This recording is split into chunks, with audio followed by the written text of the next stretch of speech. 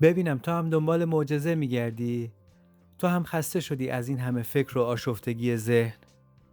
پس تا آخر این ویدیو با من بمون، چون قراره دقیقاً 5 تا دلیل بهت بگم که چطور فقط با 10 دقیقه سکوت در روز زندگی من کاملاً معجزه‌وار عوض شد.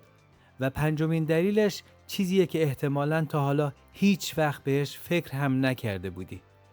1 سال پیش ذهنم مثل جهنم بود. از صبح تا شب یک صدای بیوقفه تو سرم بود. فکر میکردم، نگران آینده بودم، گذشته رو مرور میکردم، با خودم درگیر بودم، برنامه میریختم، ولی هیچ لحظه ای آرامش نداشتم. حتی وقتی میخوابیدم هم ذهنم خاموش نمیشد. همیشه یک چیزی توی سرم در حال کار بود. تا اینکه یک روز دیگه تحملش برام خیلی سخت شد. به خودم گفتم یا باید یه کاری بکنم یا دیوونه میشم.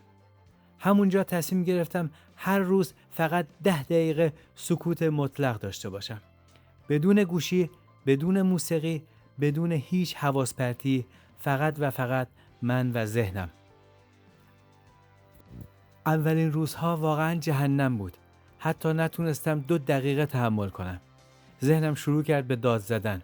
هر فکری که تو این چند سال سرکوب کرده بودم یهو بهم حمله کرد. انگار ذهنم داشت انتقام میگرفت از اینکه بالاخره تنهاش گذاشته بودم.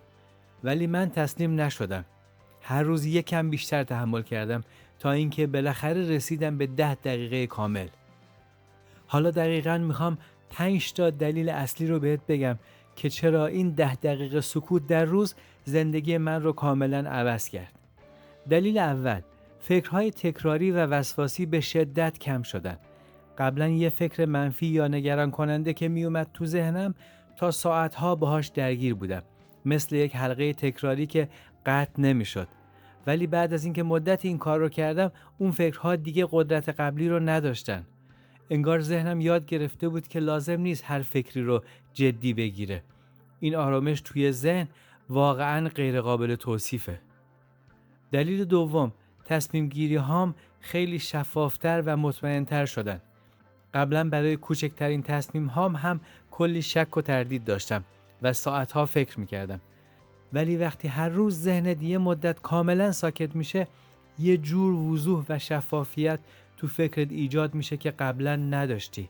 انگار یه مه غلیظ رو از روی ذهنت بر میداری. دلیل سوم، سطح انرژی و تمرکز روزانم حسابی بالا رفت. من فکر میکردم خسته بودنم به خاطر کار زیاده یا کم خوابی، ولی بعداً فهمیدم بیشترش خستگی ذهنی بوده. اون 10 دقیقه سکوت مثل این بود که باتری ذهنم را هر روز ریست میکردم.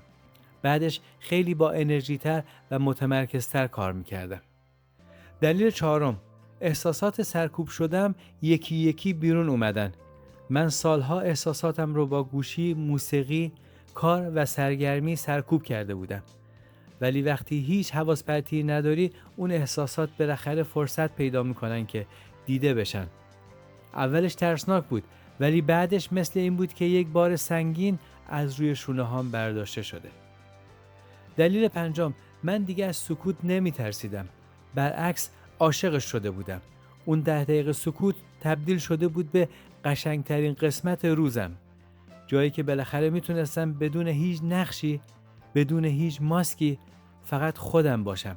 و دقیقاً همون جا بود که فهمیدم تمام این سالها من داشتم از خودم فرار میکردم. خلاصه این که این 10 دقیقه سکوت در روز یکی از بهترین تصمیماتی بود که توی کل زندگیم گرفتم. چیزی که اولش فکر میکردم فقط یه تمرین ساده بود، ولی تبدیل شد به چیزی که واقعاً زندگیم رو نجات داد.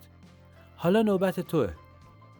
اگه تو هم مثل من خسته شدی از این همه شلوغی ذهن، از این همه فکر تکراری، از این همه بیقراری دائمی، من بهت یه چالش میدم.